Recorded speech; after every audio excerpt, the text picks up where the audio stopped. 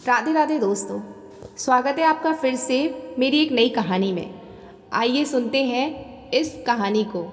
इस कहानी का नाम है कुछ मूर्ख महाअलबेले। चलिए शुरू करते हैं इस कहानी को। ये बात बहुत पुरानी है। दक्षिण भारत में एक परिवार रहता था। साधारण परिवार था। कुल 3 सदस्य थे, पति, पत्नी और उनकी बेटी। घर का मुखिया था मारुत। मारुत एक मजदूर था। गांव में मजदूरी करके अपने पेट परिवार को भरता था। ईश्वर की कृपा से इस परिवार के दिन अच्छे से बीत रहे थे। ईश्वर का दिया वैसे तो सब कुछ था, बस एक बेटे की कमी थी। बेटे की कमी हर पल मारुत की पत्नी आभा को खलती रहती। बेटे की चाहत में उसने बहुत मन्नतें मांगी। उस दिन अमावस्या थी। दोपहर में आभा के पेट में दर्द सा होने लगा। शाम होते होते ये दर्द बहुत बढ़ गया। पास के गांव में एक वैद्य जी को बुलाया गया। जांच के बाद वैद्य जी ने बताया कि आभा गर्भ से है। देर रात उसने एक बेटे को जन्म दिया। परिवार में खुशी का माहौल था। लड़के का नाम कुंदन रखा गया।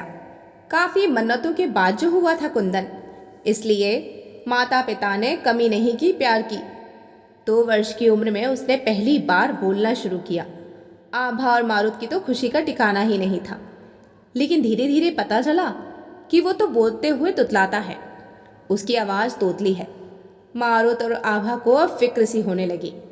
पड़ोसियों ने कहा ये ज़्यादा लाड प्यार का नतीजा है, तो कुछ ने कहा अभी बच्चा है, धीरे धीरे साफ साफ बोलने लगेगा। लेकिन समय के साथ साथ उसकी तुतलाने की आदत बढ़ती ही चली गई।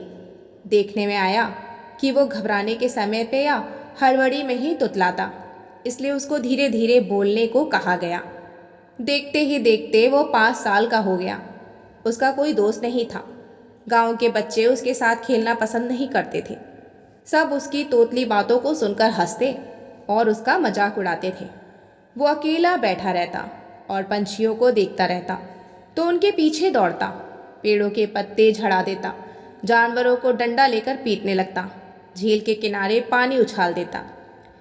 तितली रंग बिरंगी कहकर जब वो तितली के पीछे दौड़ता तो सुनने वाले ठहाका लगाकर हंस पड़ते। उसकी तुतलाने की आदत से उसकी आई तो बहुत ज़्यादा टेंशन में रहने लगी थी। हर रोज़ गांव का कोई ना कोई कुंदन की शिकायत लेकर मारुत के घर आ जाता। शाम का समय था। आभा रसोई में खाना पका रही थी। कोई उसके आंगन में आकर खड़ा होकर उसको आवाज़ देता है, मारुत भाई कहाँ हो? सुनिए जी, बाहर आपको कोई पुकार रहा है। आभा ने रसोई से आवाज़ दी। भौजी, मैं हूँ नंदू, उस व्यक्ति ने रसोई से झांकते हुए कहा। आभा, घर में सब खैरियत तो है? कैसे आना हुआ नंदू भाई? नंदू, भौजी घर पर तो सब ठीक है। मैं आपका बहुत सम्मान करता हूँ। मैं पिछली बार भी आपके पास कुंदन की शिकायत लेकर आया था। बार बार ऐसे शिकायत लेकर आना मुझे अच्छा नहीं लगता।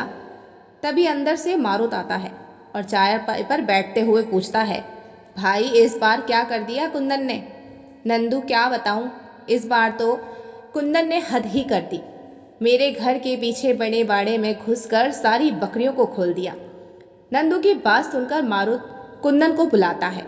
मुंह में उंगली डाले कुंदन अंदर से भागा हुआ आता है। मारुत, बता, तूने चाचा के बाड़े में गया था? कुंदन ने हंसते हुए कहा। हाँ बाबा। मारुत, तूने इनकी बकरियों को खोला? कुंदन ने फिर हंसते हुए कहा, हाँ बाबा।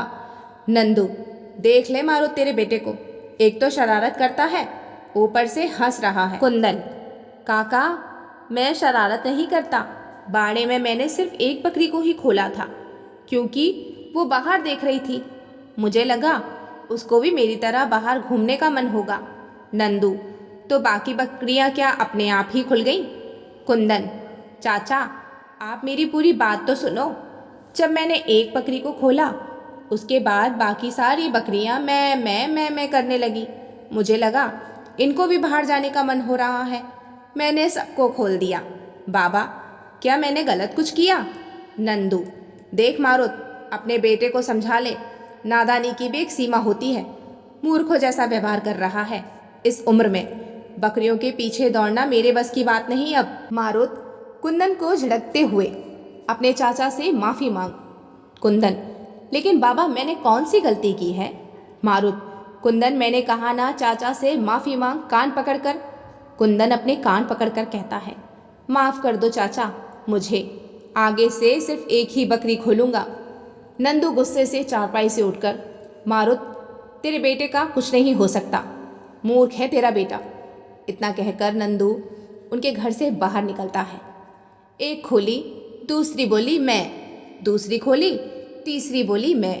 इधर कुंदन ऐसा कहता हुआ चारपाई पर बैठने हंसने लगता है।